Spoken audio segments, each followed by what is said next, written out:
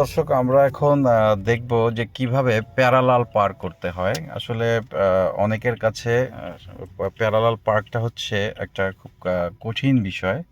তো আমরা দেখছি যে এই যে প্যারালাল পার্ক করার সময় আমরা এই গাড়ি থেকে, অর্থাৎ যে গাড়ির সাথে প্যারালাল পার্ক করব আমরা, সেই গাড়ি থেকে আমাদের গাড়ির ডিস্টেন্স আছে 1.5 থেকে 2 ফিট। আসলে নিয়মটা হচ্ছে 1.5 থেকে 2 ফিট রাখা।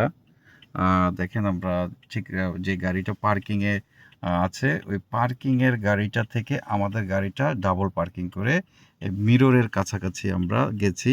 কেউ কেউ বলে মিরর মিরর করতে হয়, আসলে বিষয়টা একটু ম্যান্ডেটরি না, মিররের কাছাকাছি গেলে হয়। যদি আবার ওই পাশের গাড়িটা যদি বড় হয়ে যায় বা বড় হয়, সেক্ষেত্রে আমাদের আমাদের যে মিরর, এই মিররটা ওই গাড়ির ড্রাইভার ডোরের হ্যান্ডেলের পর্যন্ত পার করলেই হয়ে যায়। এই হচ্ছে আসলে মেজারমেন্টটা। তো এবার আমরা দেখি, প্রথমে হচ্ছে আমাদেরকে থেমে এই যে রিভার্সে দিতে হবে। গাড়ি এখন রিভার্সে আছে। এরপরে হচ্ছে রাইটে এক সার্কেল ঘোরাতে হয়, অলরেডি ঘোরানো হয়েছে। এরপর অবজারভেশনটা করে মিররটা একটু নামিয়ে নিলে ভালো হয়। এই রাইট সাইডের মিররটা যে সাইডে পার করব, একটু মিররটা নামিয়ে নিলে মেজারমেন্টটা করতে সুবিধা হয়। তো আমরা এখন দেখছি যে কিভাবে গাড়িটা আস্তে আস্তে পেছনে যাবে। পেছনে গিয়ে একটা পজিশন তৈরি হবে। এই যে আমরা দেখতে পাচ্ছি গাড়িটা পজিশন তৈরি হচ্ছে। দেখেন আপনারা, গাড়িটা বাঁকা হয়ে যাচ্ছে।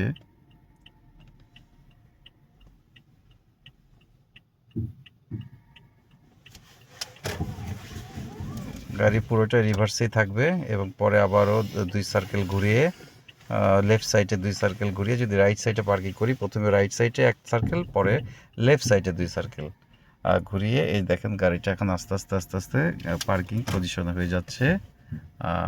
আস্তে আস্তে গাড়িটা আমাদের ওই গাড়ির সাথে প্যারালাল করে আমরা ওই গাড়ির পেছনে প্যারালাল পার্ক করে ফেললাম। পার্ক হওয়ার পরে চাকাটা সোজা করে এই যে আবার ড্রাইভে দিয়ে হালকা একটু সামনে যেতে হয়। এখানে নিয়ম যেটা, যাতে যে কারণ হচ্ছে যে গাড়ির পার্কিংয়ের পরে চাকাটা সোজা করে রাখতে হয়।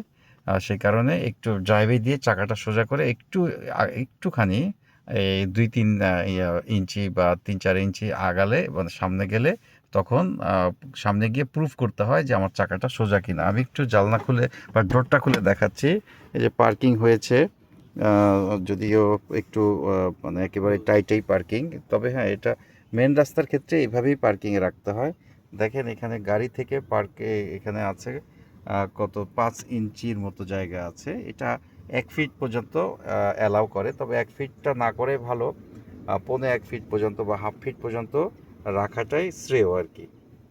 আর গাড়িটা এইভাবে সমান থাকতে হবে, একবারে প্রত্যেকটা জায়গা গাড়ি সমান থাকলে।